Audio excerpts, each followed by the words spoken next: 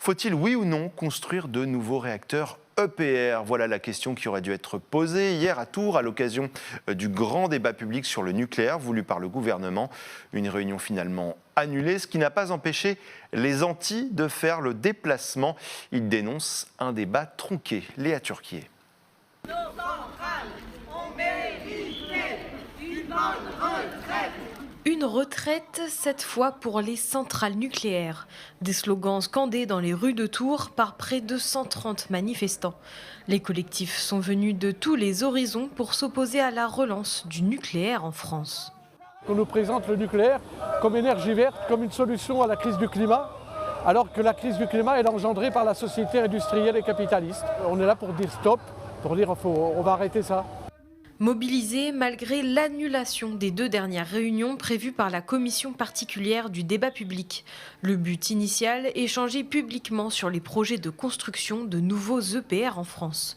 Une suppression des débats expliquée par l'adoption au Sénat le 24 janvier d'un projet de loi bien spécifique, permettant l'accélération des installations de nouveaux réacteurs.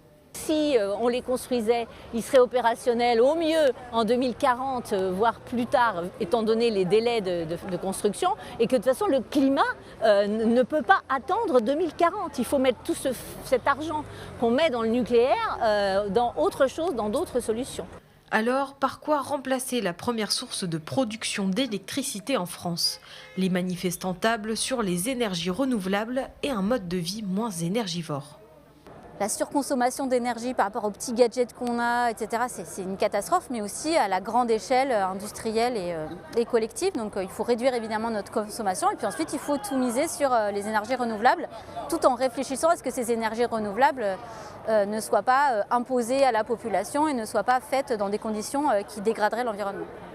Si les réunions publiques sont annulées, le débat continue en ligne jusqu'au 27 février, pour un compte-rendu attendu fin avril.